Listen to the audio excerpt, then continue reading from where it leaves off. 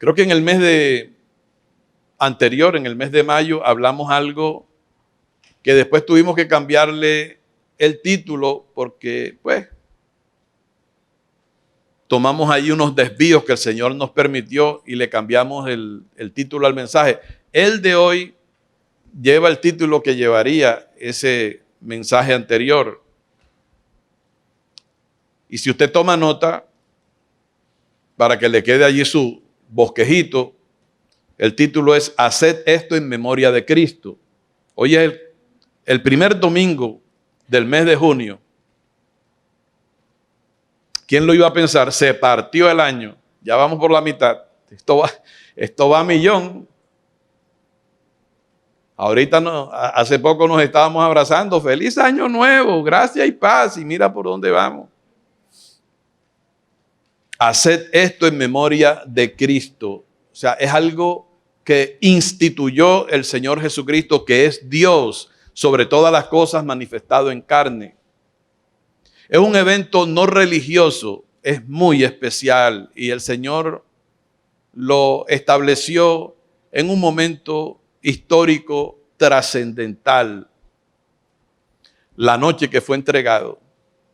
Y quiero que nos ubiquemos, que el Espíritu nos ubique en el corazón del mismo Cristo para lograr interpretar cosas que Él nos quiere hablar y nos va a hablar en este momento.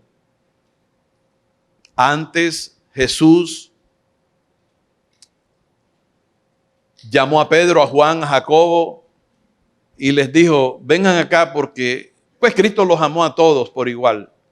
Sin embargo, su círculo más íntimo dentro de los discípulos eran esos tres muchachos, Pedro, Juan y Jacobo. Delante de ellos se transfiguró. A Pedro le entregó las llaves. Aunque a Juan y a Jacobo eso les decían los Juanerges, los hijos del trueno, pero Él nos ama como nosotros somos, porque Él sabe y Él confía que Él nos va a transformar conforme a su imagen. Esa noche o ese día Él dijo, mi alma está triste hasta la muerte. Y qué bueno es que nosotros comprendamos estas cosas. Porque aunque era Dios manifestado en carne, era plenamente humano. Por eso Jesucristo es el hombre más grande que ha pisado y pisará el planeta Tierra. Nadie lo supera. Es el varón perfecto, pero Él como humano se cansó. Dice la palabra que cansado del camino. ¿Tú sabes lo que Él avanzó caminando para llegar al pozo de Jacob y bendecir allí a la mujer samaritana? Jesús lloró frente a la tumba de su hermano y amigo entrañable Lázaro. Pues llegó un momento en que Él dijo, mi alma está triste hasta la muerte. Así que Él entiende cuando tú pasas por momentos de depresión, de tristeza. Aunque la palabra nos exhorta a estar siempre gozosos, pero también Dios tiene la capacidad de comprender cuando somos afligidos por diferentes pruebas, como en medio de su cántico, nuestro hermano Jairo Moreno ministraba a la iglesia, recordando a aquellos tres muchachos, ¿verdad? Misael, Ananías y Azarías, que la Biblia presenta como Sadrach, Mesach y Abednego, que fueron lanzados a un horno de fuego ardiendo, pero no se quemaron porque Cristo entró también allí a socorrerles. Y la tristeza de nuestro Señor Jesucristo no es como muchos evangelistas y pastores lo han proclamado, no todos obviamente. Que Él estaba triste pensando en los clavos, que Él estaba triste pensando en la cruz, pensando en el látigo romano, en los escupitajos, en el oprobio, en las ofensas, en la corona de espinas. No, porque muchos de nuestros hermanos, discípulos del Señor, otrora en los tiempos de la iglesia primitiva, murieron cantando en el circo romano, devorado por los leones, y no le tenían miedo a la muerte. Pedro dijo, no soy digno de ser crucificado como al Señor, así que si quieren, si gustan, me pueden voltear y me crucifican boca abajo o de cabeza. La tristeza del Señor Jesús se debía a que por primera vez la comunión con el Padre se iba a romper, porque Cristo vivió, respiró, caminó, todo lo que hizo fue para honrar al Padre, a nuestro Padre Celestial, a su Padre, que es nuestro Padre. O sea, Él es el mayor ejemplo de obediencia. Y por eso el Evangelio nos exhorta a ser como Cristo. Y de hecho, el grueso del Evangelio, además de nuestra salvación, es que el propósito de Dios es formar a Cristo en cada uno de nosotros, para que Cristo sea el primogénito entre muchos hermanos. Y somos hermanos, se lo he dicho una y otra vez, porque somos hijos de un mismo Padre. Se iba a romper la comunión y habiéndose guardado por 33 años y quizás un poco más, nunca pecó, no se halló engaño en su boca. Él había dicho, porque el que me envió conmigo está. Oye esto y aprendamos de Cristo. No me ha dejado solo el Padre, porque yo no sé los demás, pero yo hago siempre lo que a Él le agrada. Ese es mi mayor ejemplo de lo que es cristianismo. Yo hago siempre lo que a Él le agrada. Cristo nunca vivió para agradarse a sí mismo. Cristo nunca hizo un milagro para Él, sino para la gloria del Padre. Por eso cuando el diablo le dijo, mira, tienes hambre, y aquí parafraseo, haz que esas piedras se conviertan en pan. Dios, no. Lo estaba tentando para que se vanagloriara en el poder que le había sido dado. Pero Él estaba decidido a ser nuestro sustituto en el Calvario. Por eso yo tengo batallas en mi mente tratando de ser lo más fiel que pueda a Cristo y a veces no lo logro. Por causa de la carne, por causa de las tinieblas. Esas luchas las tienes tú también. Por eso yo siento la libertad de compartirlo abierto completamente.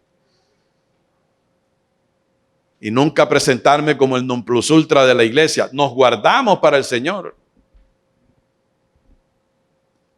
Pero todos sabemos que en Romanos 7:18 el apóstol dijo, en representación nuestra también, y yo sé que en mí, esto es, en mi carne no mora el bien.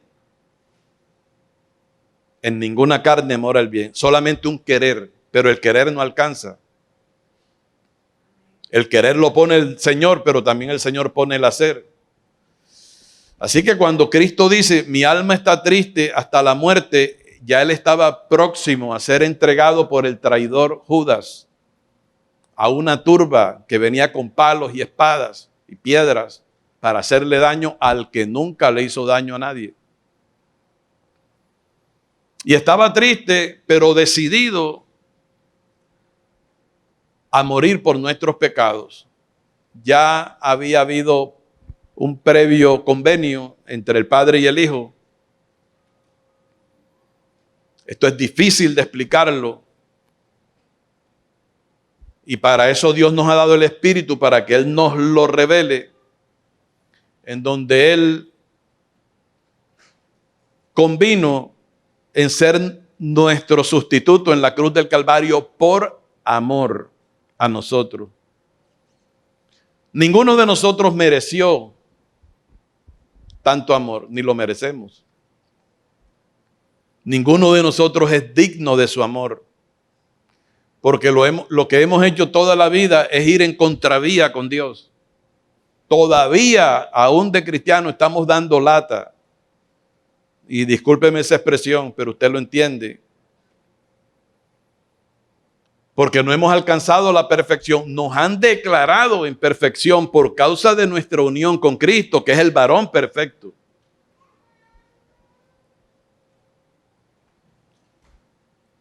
Entonces, para no quedarme ahí en la tristeza del Señor, sino poder avanzar, Juan, Jacobo y Pedro se fundieron. Eso porque dice la palabra que era la hora de la potestad de las tinieblas. Muy poco la Biblia habla de eso.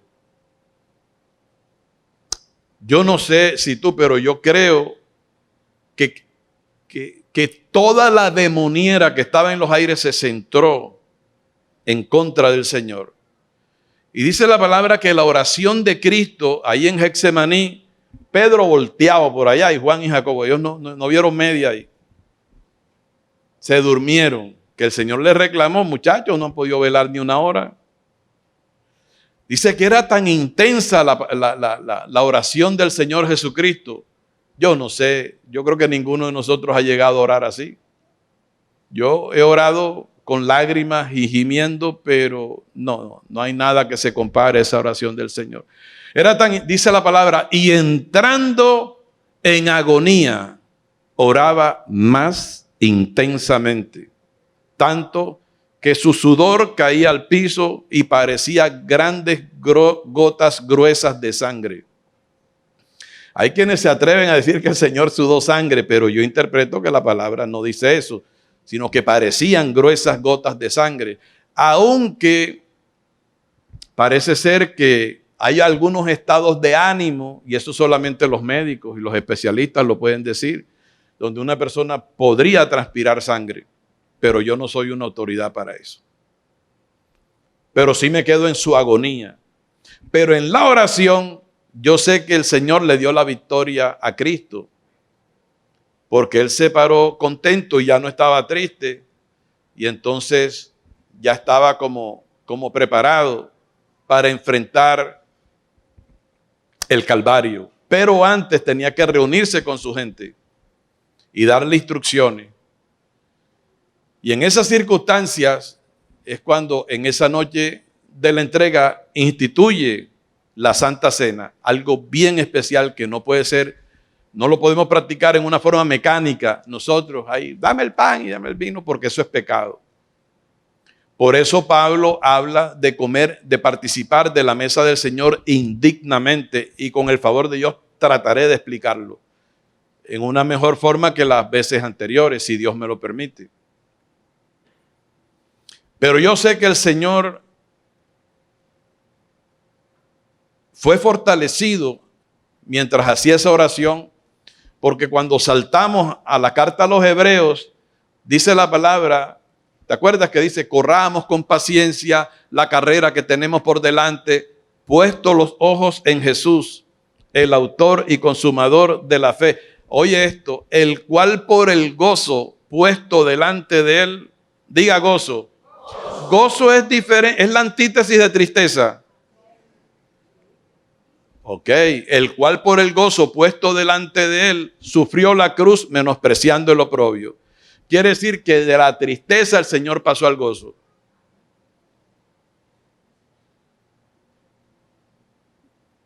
Así que cuando él arrastra sobre su hombro la cruz del Calvario, iba recibiendo azotes, y como humano te puedes imaginar el dolor físico que estaba experimentando el Señor. Porque aquí no estamos hablando de Superman, eso es una historieta, eso es ciencia ficción, eso es mentira. Gracias, Cindy. Como humano, el sufrimiento de Cristo es sencillamente indescriptible. Isaías lo visualizó porque el Señor se lo permitió 700 y tantos años antes que pasara ese evento. Y dice la palabra que Él fue herido por nuestras rebeliones, molido. Esa parte, cuando nosotros estamos masticando el pan, cuando mi pastor, por primera vez escuché decirlo, no se trague entero el pan, mastíquelo. Y mientras lo masticas, recuerda que así fue molido, como tú estás moliendo el pan, así fue molido Cristo por nuestros pecados. Así que no estamos ante un evento superficial, por pasar el momento, no es crucial. Es como si hoy volviéramos nosotros a convertirnos o reconvertirnos al Señor, decidiéndonos a nunca más pecar. Por eso podemos examinarnos y todos los bautizados, aunque de pronto no hayas venido del todo bien, pero que en un momento de honestidad y de sinceridad te arregles con el Señor, puedes participar de la mesa del Señor.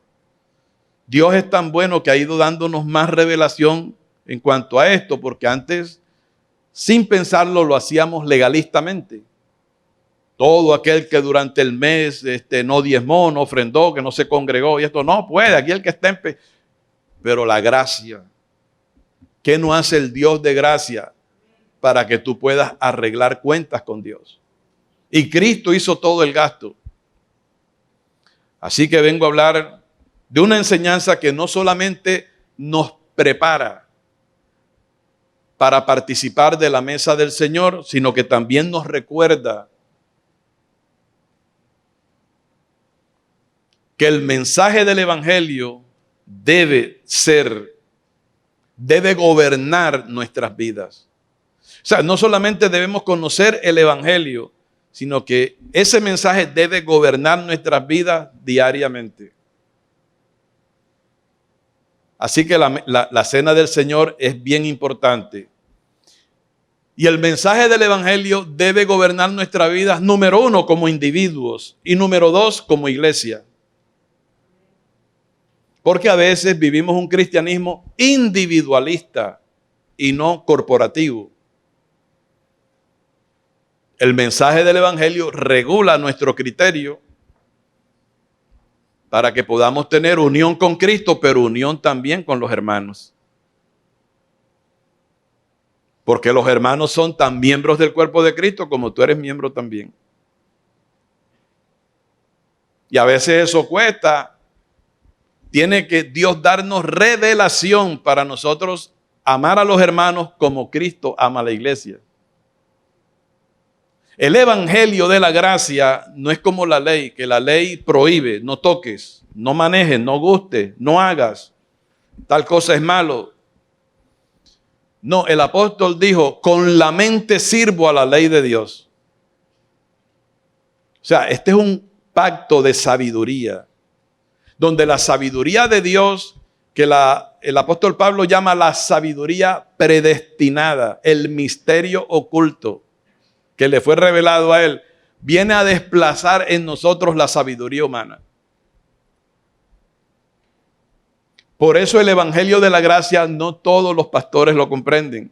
Saben Biblia, tienen institutos bíblicos, tienen títulos, tienen viajes, tienen de todo, pero si no tienen revelación, se llevan en banda a una iglesia. Porque está escrito que si alguno viene predicando un evangelio diferente, aunque sea un ángel del cielo, que viniere proclamando un evangelio diferente al evangelio de la gracia, sea anatema, sea quien sea. Por eso Pablo, un día, cara a cara, reprendió a un general de 7 soles llamado el apóstol Pedro, delante de toda la congregación, y le dijo, tú estás de condenar. Tú no andas rectamente conforme a la verdad del evangelio. Y tú tampoco, Bernabé. Están en hipocresía religiosa. Pablo tenía los pantalones bien puestos y tú tienes que tener los pantalones bien puestos porque tú vas a encontrar oposición en gente que dice que es cristiana, pero no tiene la revelación. Y tienes que bregar con ellos con amor. He aquí la importancia que vengas a los estudios bíblicos para que te nutras y te llenes del conocimiento de la mente de Cristo y tengas la revelación del auténtico, del verdadero evangelio de Cristo. Y tu conocimiento del evangelio no sea superficial.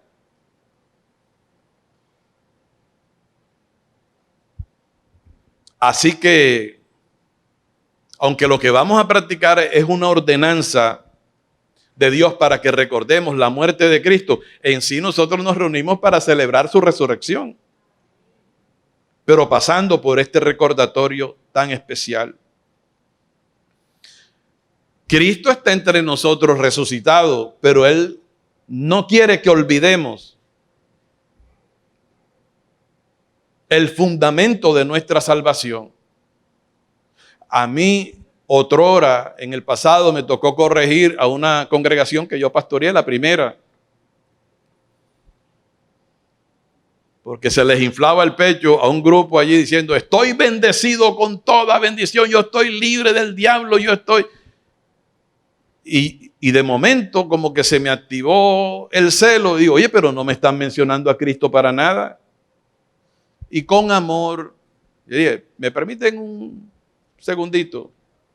Digo, es verdad que nosotros estamos bendecidos con toda bendición espiritual, pero es en Cristo. Es verdad que estamos libres de la potestad del diablo, pero es en Cristo. Es verdad que estamos enriquecidos en todas las cosas, en toda palabra y toda ciencia, pero es en Cristo Jesús. Es verdad que con una sola ofrenda Él hizo perfecto para siempre a los santificados, pero es en Cristo Jesús. No me saquen a Cristo de vuestra confesión. Y yo creo que era el mismo Espíritu Santo que estaba hablándole a ellos, empezando por mí, para no dejar nunca a Cristo por fuera. Porque a veces estamos más pendientes de los beneficios de lo que el Señor logró para nosotros que del mismo autor de esos beneficios. Recordemos que tenemos una carne egoísta, egocéntrica, ególatra. La carne, no me estoy refiriendo a ti, tú eres una nueva criatura. Tú eres el hombre interior. ¿Ok? En la Santa Cena alguien decía, celebramos, ¿qué celebramos? Lo que el Evangelio proclama. ¿Y qué es lo que el Evangelio proclama? Vaya primero a los Corintios capítulo 15, por favor.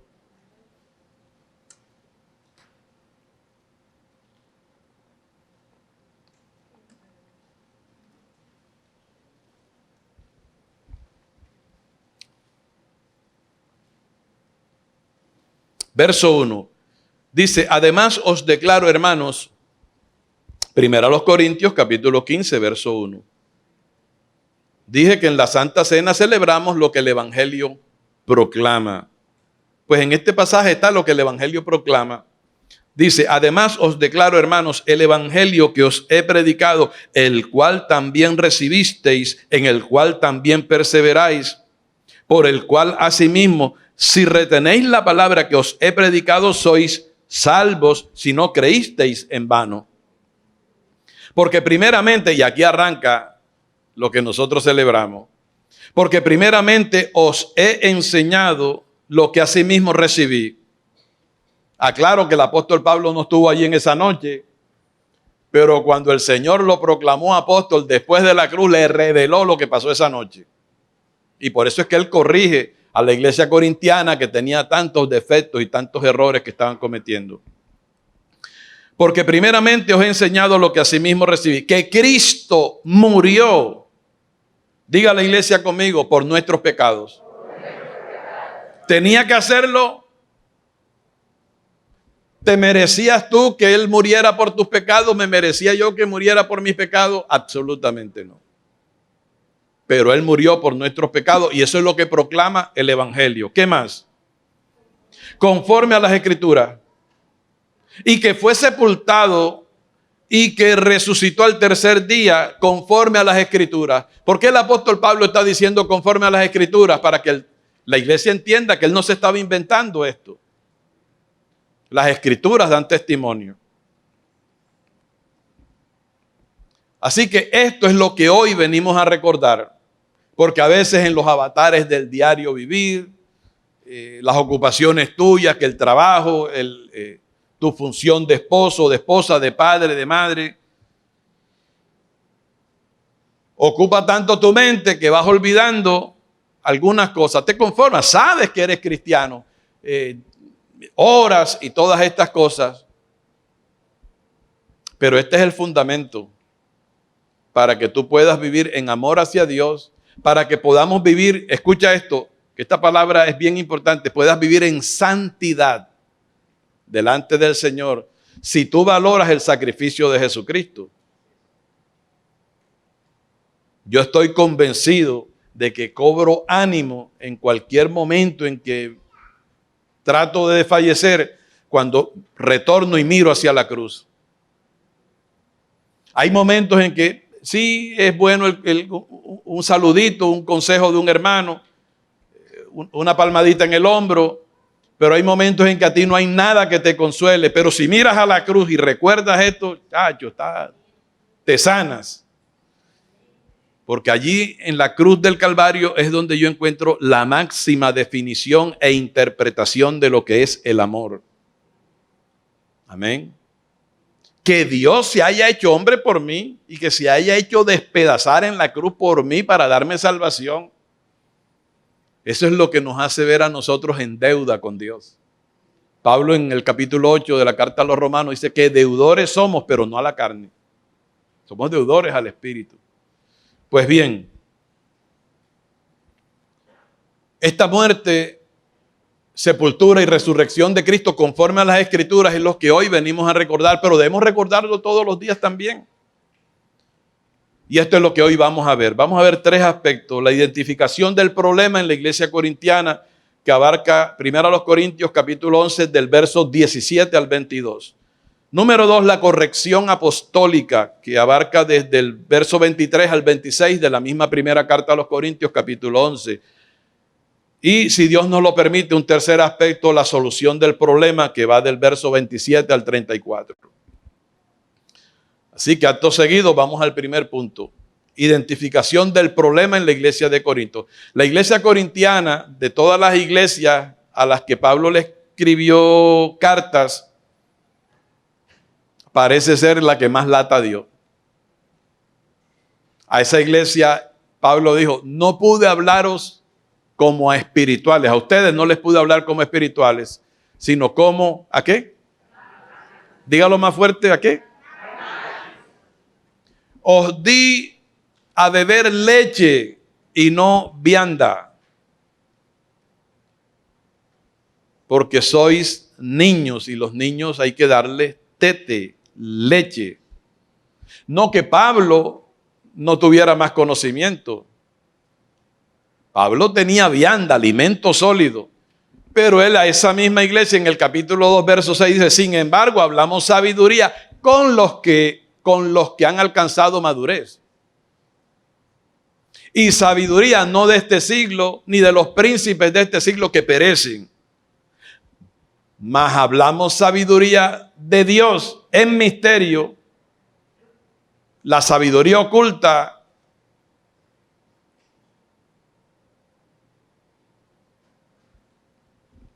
la cual Dios predestinó para nuestra gloria.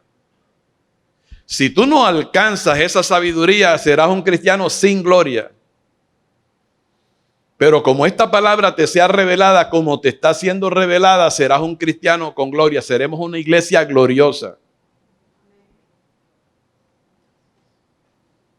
Así que el evangelio de la gracia no es cualquier queso que Dios tiene para nosotros. Es comida exquisita. No pude hablaros como espirituales. En los Corintios habían problemas entre los hermanos, estaban divididos. Eran carnales, eran iglesia. Porque Pablo cuando hace el encabezado de su carta dice, Pablo a los santificados en Cristo que están en Corinto, llamados a ser santos. Reconoció que era una iglesia de Cristo, pero estaban carnalitos, habían divisiones, había un grupo que decía nosotros somos de Cefas, otros decían que nosotros no somos de Cefas, nosotros somos de Pablo, otros decían nosotros no somos ni de Pablo ni de Cefas, sino de Apolos, en fin.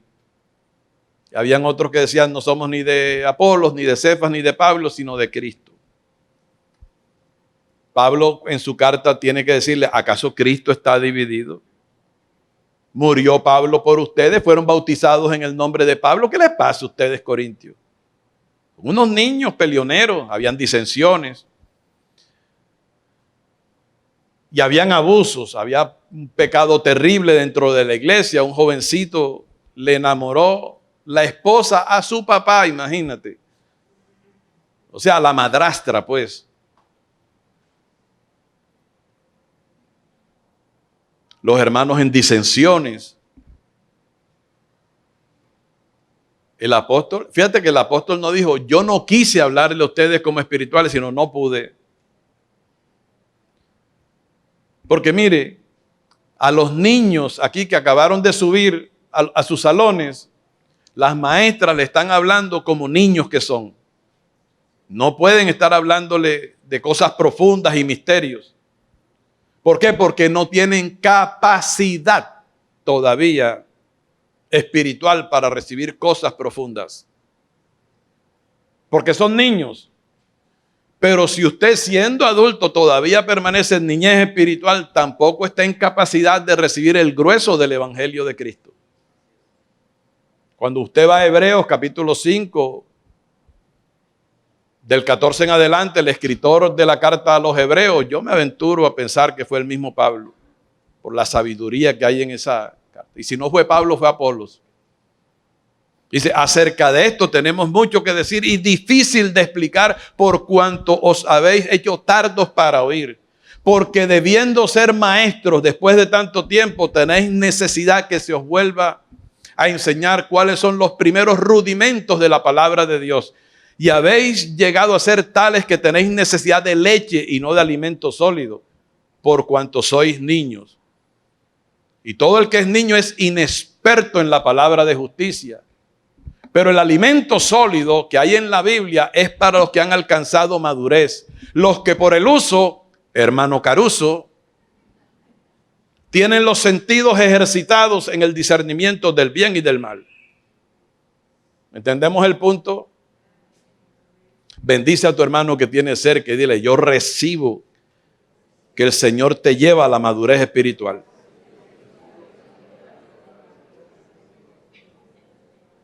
O sea, que llega un momento en que a ti no te tumba ningún viento de doctrina. O sea, que a ti no te mueve ninguno que te diga, tú te congregas en el ministerio de la reconciliación, tu pastor es Freddy Palma y te pone la cara así de terror. Tú con calma y con sobriedad le dices, sí, yo me congrego allí, ¿por qué? ¿Hay algo malo? No para contender con violencia, sino para que te dé argumentos del por qué pone esa carátula o esa caricatura de cara. Ok. En 1 Corintios 11, 17 entramos a identificar el problema. Queridos hermanos, antes de leer, mira para acá, dos cosas son fundamentales en la institución de la Cena del Señor. Y que Dios viene a afirmar hoy en el ministerio de la reconciliación. Número uno, nuestra comunión con Cristo. Y número dos, nuestra comunión de nosotros los unos con los otros, como hermanos. ¿Te parece bien? Que ninguno de nosotros llegue a ser un llanero solitario en la iglesia. No tengo amigos en la iglesia. Sino que tú aprendas a que al convertirte a Cristo, te trasladaron a un reino y ese reino es la iglesia y ese reino está integrado por más miembros aparte de ti. Y los miembros todos, así como tenemos miembros en nuestro cuerpo que se ayudan mutuamente, Pablo en 1 Corintios 12:12 compara y en Romanos capítulo 12 creo a la iglesia con un cuerpo humano.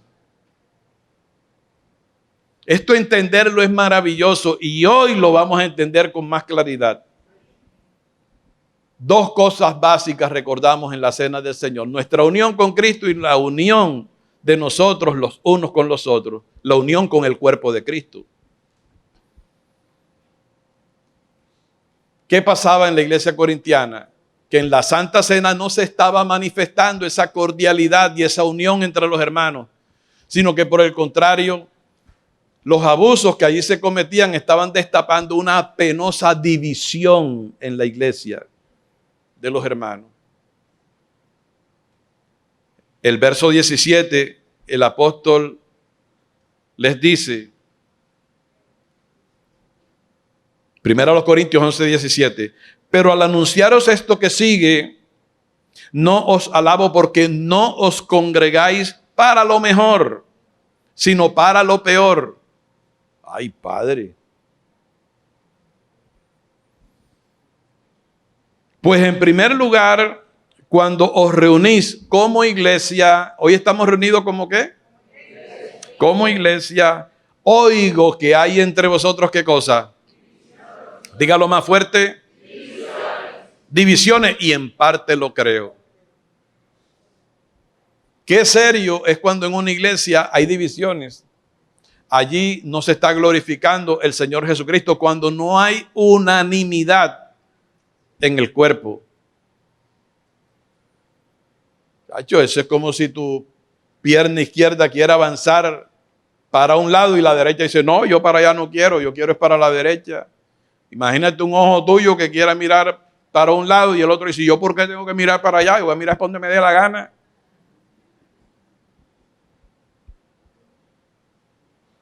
Todos debemos trabajar, cooperar con la unidad del cuerpo. Por eso es que esta frase, Dios mío, yo no sé cuántas veces está en la Biblia. Amaos los unos a los otros. Un mandamiento nuevo os doy. Que os améis los unos a los otros, pero no como tú quieras, como yo los he amado. En esto conocerán todos que sois mis discípulos cuando vean que en mi iglesia hay amor los unos para con los otros. Y la palabra nos manda a perdonarnos los unos con los otros, a soportarnos, porque hay hermanos pesados en la iglesia. ¿Aló? Ahora no mires para la izquierda ni para la derecha, porque yo desde aquí me he dado cuenta que hoy no han venido. Soportarnos. Y por eso el Señor derramó su amor en nuestros corazones. Y dice la palabra que el amor no se irrita, el amor todo lo soporta, todo lo cree. Dios no está mal cuando nos manda amarnos los unos a los otros. Él sabe que van a haber rencillas, tropiezos, van a haber pisotones, van a haber situaciones X o Y, pero el Evangelio lo abarca todo para que nosotros podamos tener paz. Ustedes reciben un te quiero de vuestro pastor. Y yo soy pesado. Doy lata y molesto. Bueno, gracias por tu amor.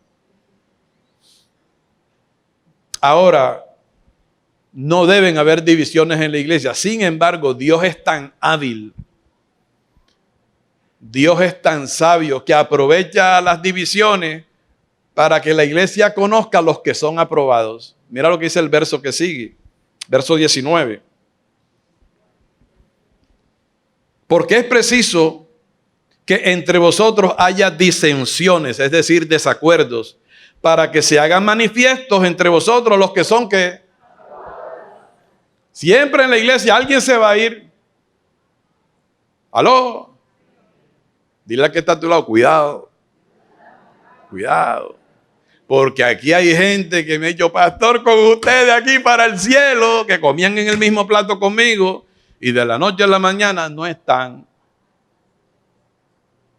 Algo que pasó, no lo toleraron, no hubo perdón, no hubo una aplicación de la palabra, no hubo gracia manifestada y se fueron dolidos y resentidos. Y en una iglesia casi siempre la gente cuando se ¿sabes quién las paga? El pastor. Ay, ¿por qué te no, es que el pastor esto y el pastor aquello y le caen a paro y se olvidan de todo lo que aprendieron con el pastor. ¿Sabes lo que se trasnocha un pastor estudiando? Uno nunca para de estudiar. Yo para traer una enseñanza aquí, digo, no hago alarde de esto. ¿Para qué? Pero son incontables. Esto es como cuando uno está en la universidad, mi hermano, y tú te tomas en serio la carrera que estás estudiando, tú tienes que trasnochar, además de sacrificar tiempo, que lo puedes emplear en vacaciones, que lo puedes emplear en esto y lo otro. Pero la ingratitud es así. Cuando una persona se embejuca y se molesta, se le olvida todo y me voy, ya está. Y como se vayan por la puerta de atrás, se van sin el consentimiento del Señor a sufrir.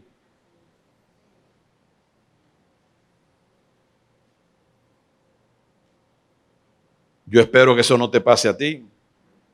No hay nada que nosotros no podamos arreglar entre nosotros mismos. La palabra nos ayuda. Una de las cosas que nos ayuda a nosotros a perdonar es recordar la lata que le hemos dado nosotros a Dios.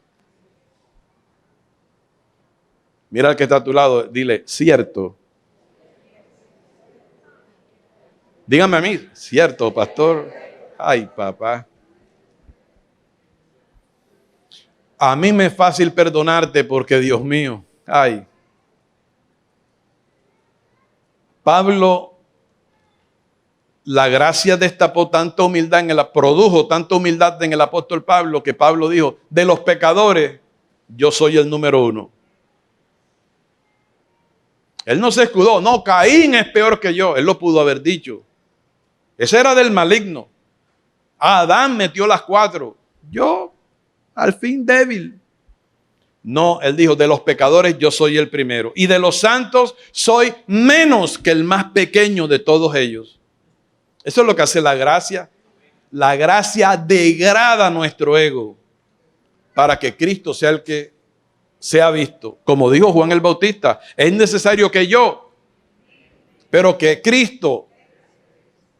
Nada más lo dijeron 3 o 4, los demás que están dolidos. Están pensando. Ok. Ahora, por estas divisiones, por esta razón, el apóstol Pablo amonestó a la iglesia corintiana. Dice el verso 20, cuando pues os reunís vosotros, esto no es comer la cena del Señor, porque al comer cada uno se adelanta a tomar su propia cena, y uno tiene hambre y otro se embriaga. A veces hasta borrachos participaban de la mesa del Señor. Pues ¿qué? ¿No tenéis casas en que comáis y bebáis? ¿O menospreciáis la iglesia de Dios y avergonzáis a los que no tienen nada? ¿Qué os diré? ¿Os alabaré? En esto no os alabo. Y tengan en cuenta que Pablo le dice, ustedes no se están congregando para lo mejor, sino para lo peor. O sea que no es suficiente con congregarse. No, ya yo me congregué, ya satisfice el querer del Señor. No, depende si te estás congregando para lo mejor o para lo peor.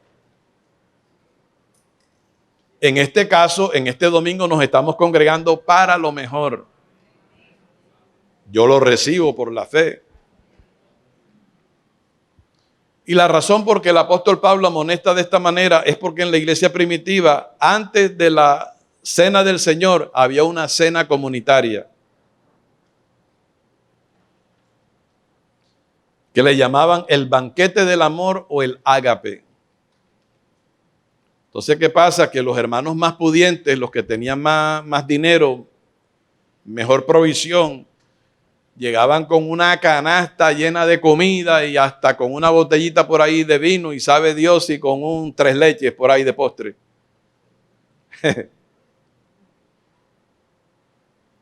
Y entonces los más pobres en la iglesia no tenían que llevar y allí, pues tú sabes, con la boca hecha agua, viendo comer a los más pudientes.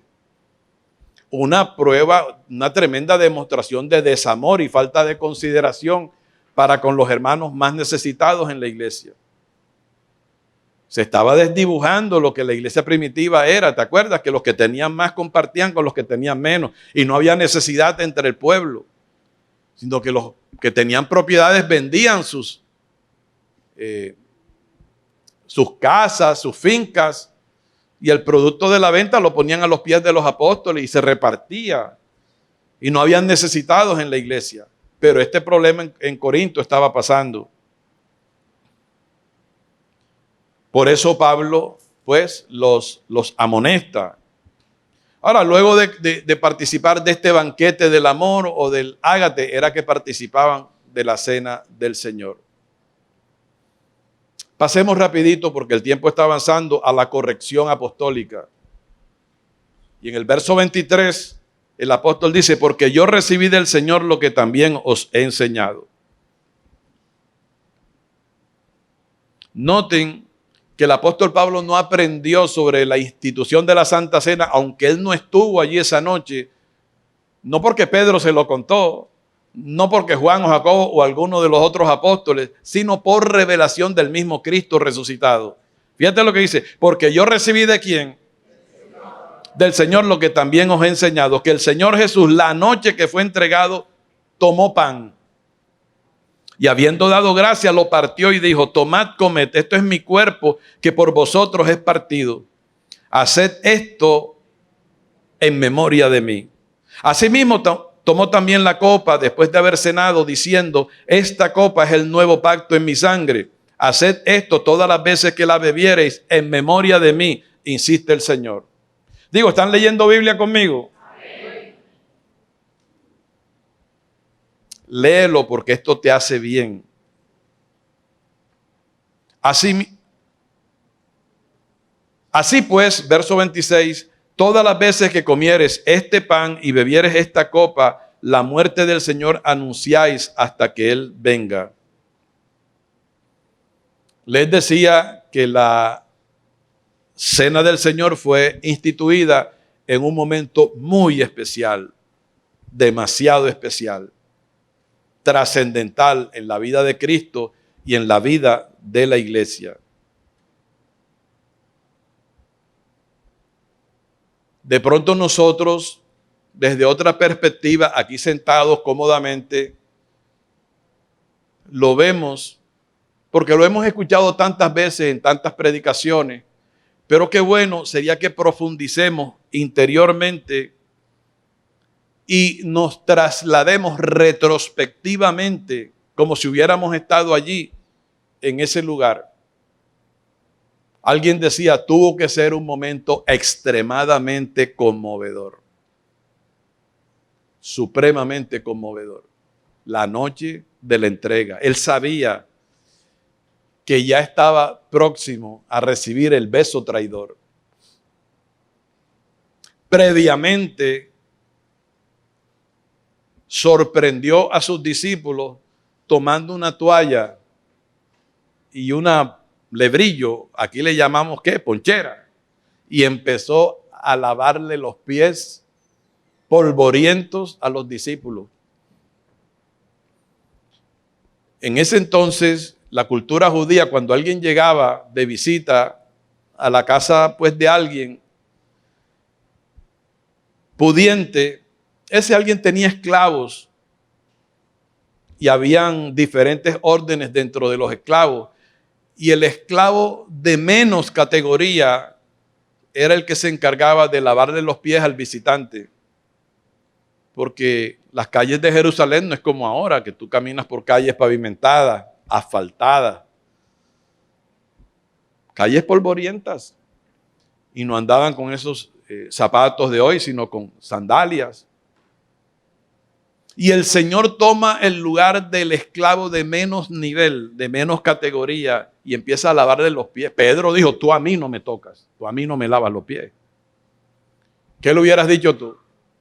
¿Ah? Hubieras dicho, hazme el pedicure. Yo hubiera hecho así, Señor, ¿qué pasa, Señor? Yo soy el que te debo lavar los pies a ti. En una tremenda demostración de cariño y de amor por su iglesia. Y enseñándole a la iglesia que esto mismo debemos hacer nosotros. Estamos llamados a lavarle los pies a nuestros hermanos. Obviamente que tú puedes quitar los pies y puedes... Esto es algo muy amplio. Por eso es que Él nos manda que nos amemos. Esto no es para recordar, ay, Cristo le lavó los pies a la iglesia. No, si yo tuviera tiempo, yo me metería en ese pasaje. Y seguramente hasta llorarías de ver a Dios hecho hombre lavándote los pies a ti. Y después entregarse voluntariamente para cargar el infame madero. Y morir como maldito, desnudo, colgado en esa cruz. Por ti y por mí. Pagando el precio por todos nuestros pecados desde que nace, desde la cuna hasta la tumba. El conocimiento de este amor es el que nos compele, es el que nos impulsa a amarlo y a renunciar a la maldad y al pecado. Si tú no tienes un conocimiento del sacrificio de Cristo, tú vas a amar poco a Cristo. Tú vas a amar es lo que Él te puede dar. Tú vas a amar es que Él te sane, que Él te bendiga, que te dé casa, que te dé carro, que te dé billete, que te lleve a viajar, que te dé salud, que te dé juventud. Pero a Él no lo vas a amar. No lo vas a amar, te lo garantizo.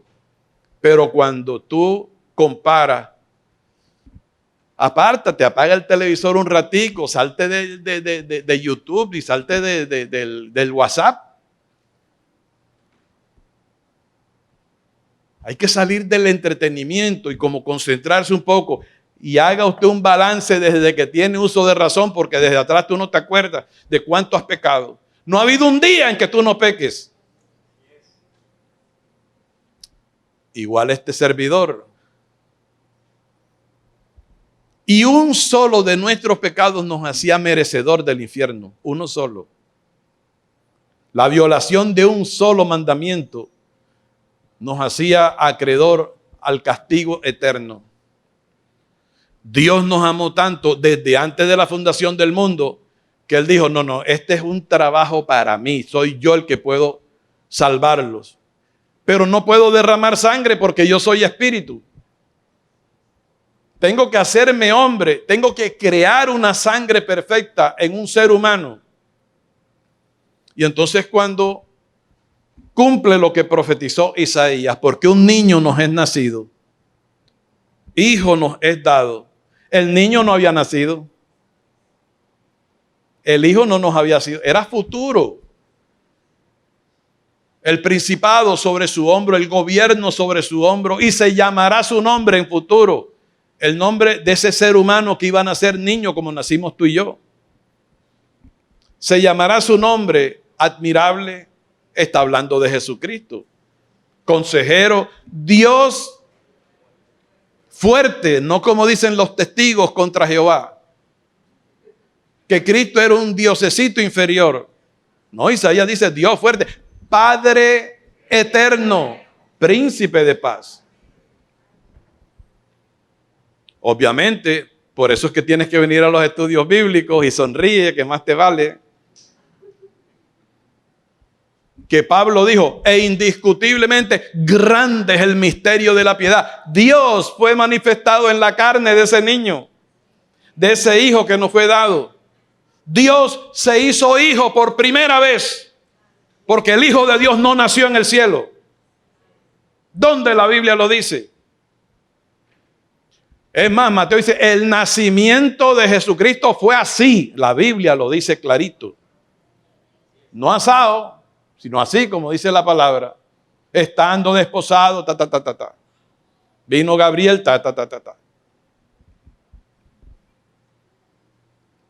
Dios fue manifestado en carne, justificado en el Espíritu, visto de los ángeles. En otras lo vieron encarnado.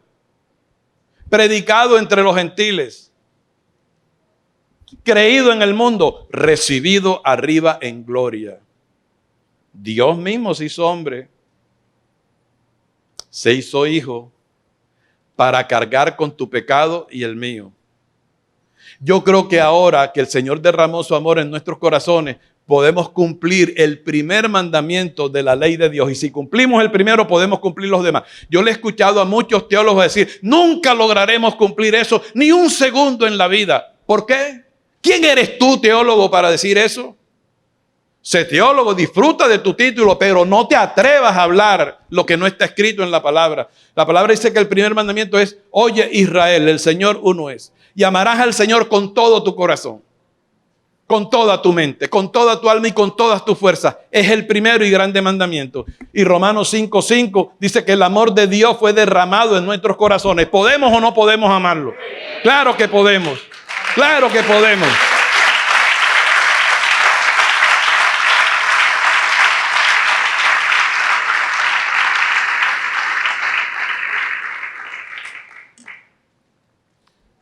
Como alguien decía, no perfectamente, pero sí honestamente. Pero el fundamento está en discernir esto. Y nosotros no deberíamos esperar el primer día de cada mes para celebrar la cena del Señor. Aventurándome un poco y quizás hablando en locura, como decía el apóstol Pablo, nosotros como padres de familia podríamos organizar en casa una Santa Cena con nuestros hijos y tú ministrar cual sacerdote de tu casa. Y oye esto, van a ocurrir cosas cuando tú honras al Señor recordando esto. Hoy es un recordatorio. Hoy no estamos en el 2023. Estamos, pero no estamos. Hoy estamos retrospectivamente viajando en el tiempo y llegamos a esa noche. Uno de vosotros me va a entregar. Ay, Padre. Mira, Judas hizo su trabajo tan sigilosamente que nadie sabía que él era el traidor. Aprendió Judas a decir Dios te bendiga o gracia y paz. Yo no sé, él aprendió los dichos. Así hay cristianos que aprenden todos los dichos que se hablan en la iglesia. Dios te bendiga, Dios te continúe bendiciendo. Amén, gloria a Dios, aleluya. Rucu, tu rucu, tu rucu. Cuando digo rucu, tu rucu, hablo de lenguas inventadas, falsa profecía. Y el único que sabe que no son cristianos es Dios. Por eso en Mateo 7:21, Cristo dijo, muchos me dirán en aquel día, Señor, en tu nombre expulsamos demonios, nosotros profetizamos, sanamos a los enfermos, hablamos lenguas. ¿Qué no hicimos, Señor? El Señor les va a decir, quítenlos de mi vista, hacedores de maldad. No todo el que me dice, Señor, Señor, entrará en el reino de los cielos, sino el que hace la voluntad de mi Padre que está en los cielos. No es el que dice, estoy en gracia. Porque tú puedes decir que estás en gracia, no estando. Me gusta este silencio, que hay un meditar en la palabra. Que tú no oigas esto con oídos pesados. Que nadie se imagina aquí, esto es para otros, para mí no. Esto es para todos, empezando por mí. Tiempo de reflexión, de recorderis. Yo no quiero predicar corriendo.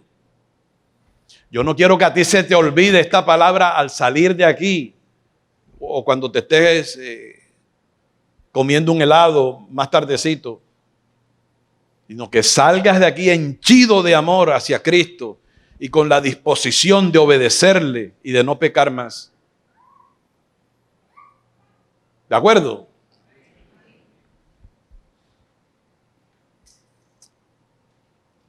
La Santa Cena fue instituida en un momento en que Cristo sabía que él sentía el olor, sentía el olor de la turba que venía a tomarlo preso. Que llegó el día por el que él tanto había clamado, de un bautismo tengo que ser bautizado. Y cómo me angustio hasta que se cumpla. Llegó el día. Llegó la noche de la entrega para ser luego crucificado. Recibir el beso traidor de un hombre a quien Cristo le llamó amigo. Recibir la negación del apóstol Pedro. No lo conozco. Y no fue Pedro el único. Todos los apóstoles salieron con los pies en polvorosa. Como queriendo decir, esto se acabó. Con todo y que resucitó, Tomás no lo creía.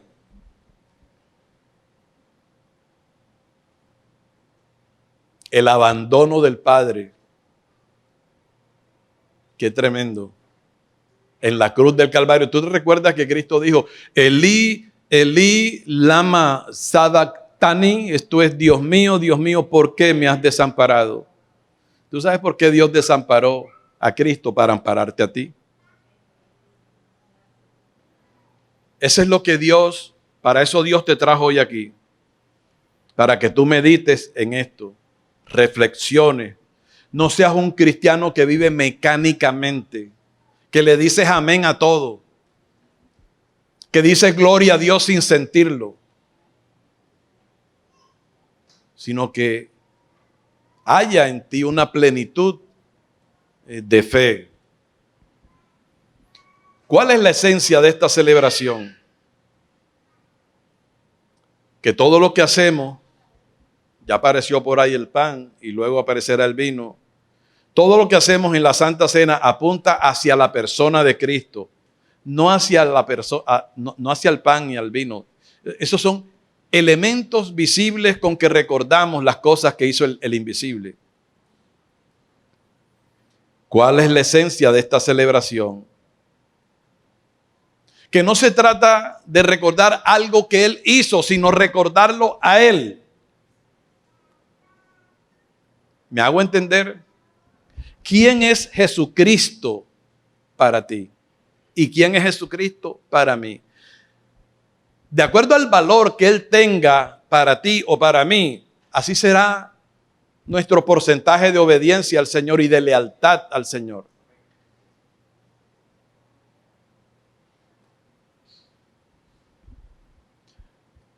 Nos reunimos para participar de la mesa del Señor para recordarlo a Él. No para que tomemos el pan distraídamente y estemos mirando lejos y ya. Lo hacemos para recordar cuánto nos amó.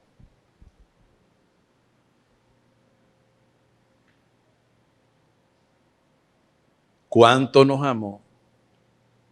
Sin nosotros merecerlo. Ninguno de nosotros está aquí reunido y ninguno de nosotros está salvo por bueno. Porque Él no vino a buscar a justos, sino Él vino a buscar pecadores al arrepentimiento. O sea que si tú eres malo, clasificas si te arrepientes. Y toda la humanidad es mala. ¿Qué es lo que Cristo quiere que mantengamos en nuestra memoria? Su amor. Juan dijo, nosotros le amamos a Él porque Él nos amó a nosotros primero. En otras palabras, con prédicas como esta, cuando vamos a la cruz del Calvario, mira, hay momentos en que la doctrina, sí, es bonita la doctrina, los misterios y todo esto, pero yo no encuentro tanto deleite. Hallo deleite en la doctrina, obviamente, pero mi deleite está en la cruz. Porque en esa cruz tú y yo fuimos crucificados, solamente que no fuimos físicamente, sino que Él tomó nuestro lugar. Y tú en la casa rascándote la barriga y Él muriendo por todas las maldades que has hecho tú. Por eso yo digo, Dios mío, ¿cómo nos prueba el Señor cuando dice, ¿me puedes traer tu diezmo? ¿Y cuánta gente dice, no, eso es de la ley? No, eso es tacañería. Eso es dureza contra el Señor. Porque aun si el diezmo fuera, que no es de la ley. Porque cuando Abraham fue llamado, ni siquiera existía el pueblo de Israel. La ley, eso vino 400 y pico de años más arriba. Fue un acto de gracia. Y atiende bien, Abraham es el padre de la fe, él no es el padre de la ley. Y el sacerdocio de Cristo es igual al sacerdocio que le salió al encuentro para recibir los diezmos de Abraham. Según el orden de Melquisedec, es el sacerdocio de Cristo. O sea que Abraham diezmó en gracia, pero no obligado, sino por amor. ¿Y sabes cómo lo llamó Dios? Mi amigo. Oye, cómo me gusta que el Señor algún día me diga que yo soy su amigo. Dile, Dios, mi amigo. ¿Lo recibe? Entre otras cosas, eso es lo que Dios quiere. Ya no los llamaré más siervos, le dijo a los discípulos. De ahora en adelante los voy a llamar mis amigos. ¿Tú crees que Dios lo que quiere de ti es que tú digas que eres evangélico? No, lo que Dios quiere de ti es que tú le digas, Señor Jesús, tú eres mi mejor amigo. Él quiere entablar una amistad contigo, no una rígida y aburrida religión o religiosidad. La amistad. Que todo el día tú compartas con Él. Estás trabajando y estás, gracias Señor, y le dices te quiero y ahí estás en oración. Habrá momentos en que te metes en un rincón en tu casa y oras largo, pero tú puedes estudiando alabar al Señor y estar en oración, en comunión con Él. Dice la palabra, fiel es Dios por el cual fuisteis llamado a la comunión con su Hijo Jesucristo. El punto 3, voy a darlo corriendito, porque ¿cómo debemos participar nosotros de este evento?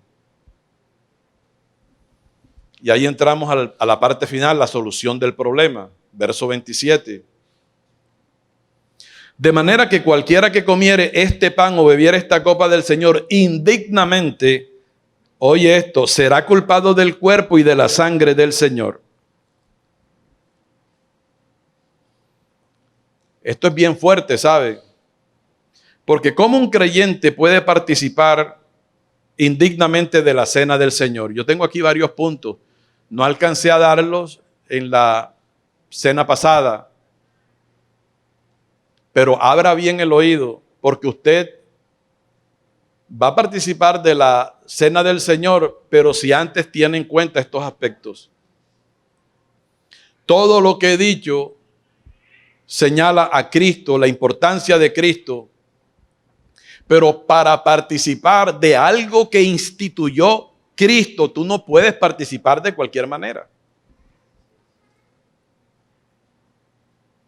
¿Verdad? Yo creo que con sana lógica podemos entenderlo. Es más, si yo organizara una fiesta, allí no puede entrar a esa fiesta cualquiera que haya. Permiso. A una fiesta mía entra el que yo invite. A una fiesta tuya entra el que tú invitas. Esta es la institución de la cena, la mesa del Señor. Esto es santo.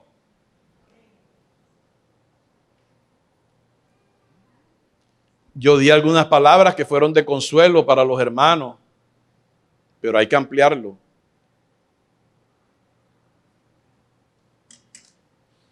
¿Cómo un creyente puede participar indignamente de la cena del Señor? Hay muchos numerales, pero yo tengo aquí unos 6. No voy a entrar a explicarlo porque ellos se explican solos. Número 1, tomar la Santa Cena con indiferencia hacia tu pecado. Que tú digas, dame el pan acá y dame el vino, y sabes que estás en pecado y no te has arrepentido, lo tomas livianamente. No eres digno.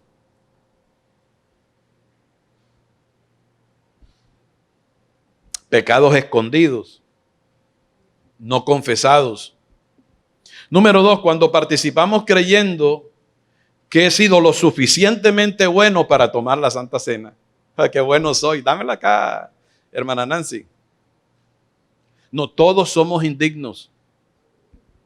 Pero ¿cuál es el problema? ¿Por qué nos hacemos dignos? Porque nos arrepentimos de los pecados y la sangre de Cristo nos limpia de todo pecado. Si hay arrepentimiento, el que encubre su pecado no prosperará, pero el que lo confiesa y se aparta alcanzará misericordia y puede participar. Yo no soy digno. Yo no soy digno de estar aquí arriba. Y Dios mío, yo hablando en nombre de Cristo, ¿quién soy yo? Pero es que el Señor lo estableció así. Y antes de subir aquí, yo tuve mi tiempo de reflexión y anoche, orando intensamente, Señor, hazme apto para subir limpio al púlpito. Porque bienaventurados los de limpio corazón, porque ellos verán al Señor.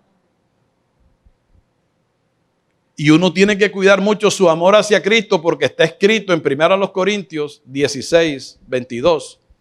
Mira lo que está escrito. Allá arriba, ojo. El que no amare al Señor Jesucristo sea maldito. Ya anatema. Qué fuerte está eso. Dios mío, a mí hasta me da un poquito de temor confesar eso. Que Dios nos ayude a mantener esa pasión por Cristo. Y ojo que la Biblia dice que con el final de los tiempos el amor de muchos se enfriará. Tercero, cuando lo hacemos como un ritual mecánico, es decir, cuando participamos de la cena sin involucrar el corazón. Recuerdan, Mateo 15:8 dijo, este pueblo de labios me honra, pero su corazón lejos está de mí.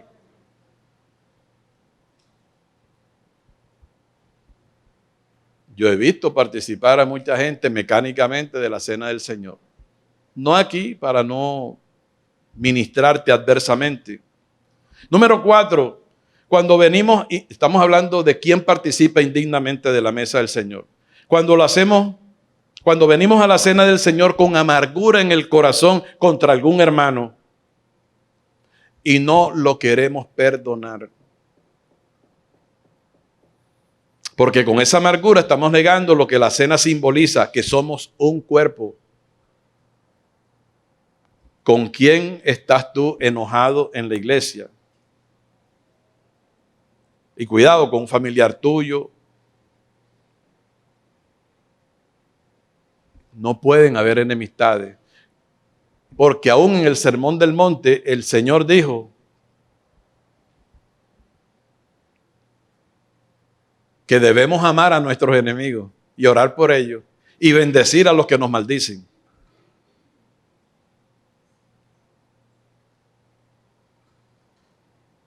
¿Y esa cara?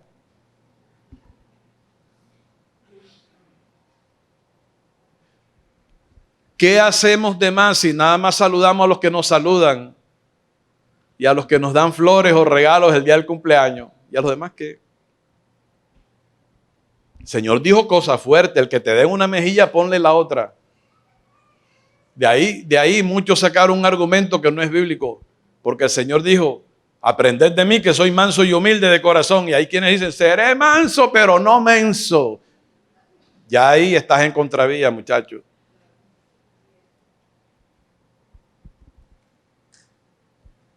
¿Hay amargura en tu corazón? ¿Hay amargura en tu corazón contra el pastor? Saca eso. Sácalo de tu corazón, deséchalo, abórtalo.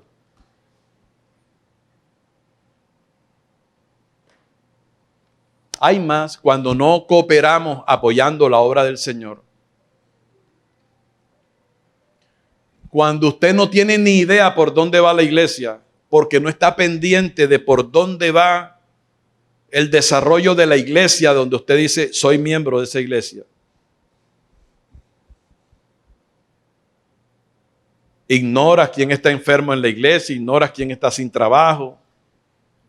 No te congregas cuando el Señor te convoca, sino cuando tú quieres. No apoyas económicamente la obra. Sí aceptas que el Señor te salvó y estás feliz por la salvación, pero no apoyas su obra en una clara demostración de desamor hacia Dios. Pastor, entonces yo, con lo que ha dicho, entonces ¿quién puede participar de la mesa del Señor? Todos. Si hoy hacemos un acto de contrición, como si tú te estuvieras reconvirtiendo, y si alguna de estos numerales te ha tocado, tú pidas a Dios perdón. Que eso es lo que manda el apóstol. En el verso 31 dice: si pues nos examinamos, primero el 29 dice: porque el que come y bebe indignamente sin discernir el cuerpo del Señor, juicio come y bebe para sí, por lo cual hay muchos enfermos y debilitados entre nosotros y muchos han muerto. Cuando dice duermen aquí, está hablando de la muerte. Oye, esto es serio. ¿Aló? ¿Es o no es serio? ¿O yo le estoy metiendo un dramatismo exagerado a esto? Estoy metiéndole aquí una musiquita misteriosa. No, espérate, es la mesa del Señor.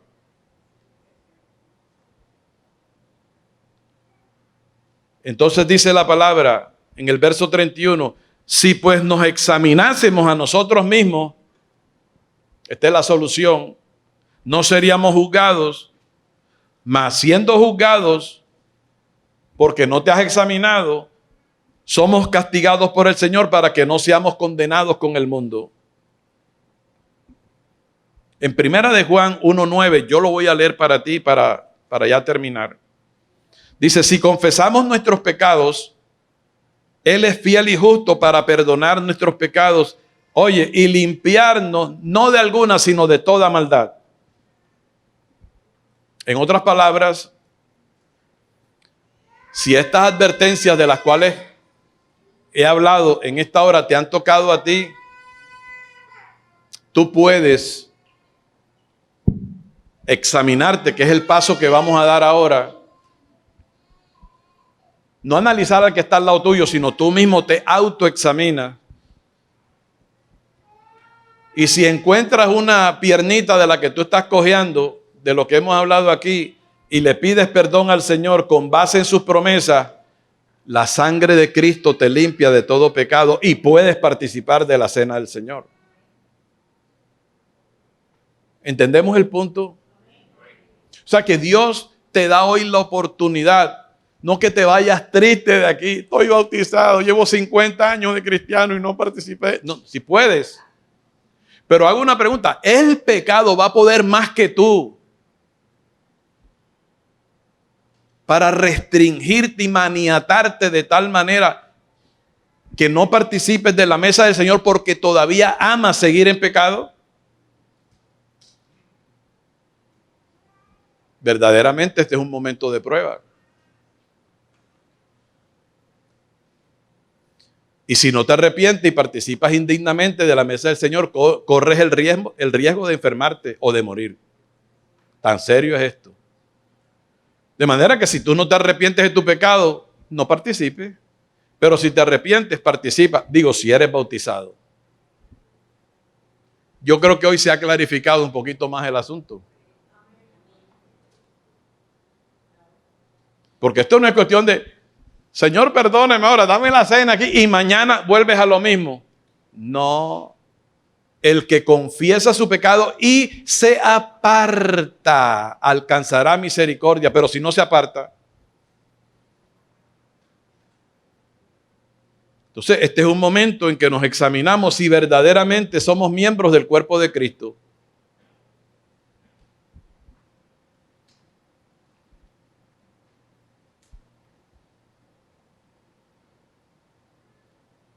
O sea, Pablo avaló el ágape ese de que ellos cenaran, pero entra a corregir el problema en Corinto. División, contienda, disensiones, abusos.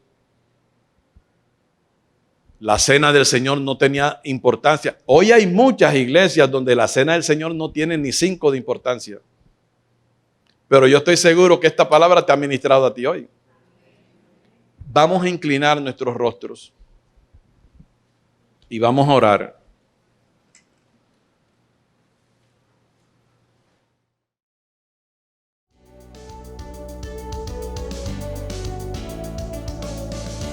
Esperamos en el Señor que esta transmisión haya sido de edificación para tu vida. No olvides suscribirte y seguirnos en nuestras redes sociales. Te esperamos en una nueva ocasión. Iglesia, Ministerio de la Reconciliación, llenando la tierra del conocimiento de la gracia de Dios.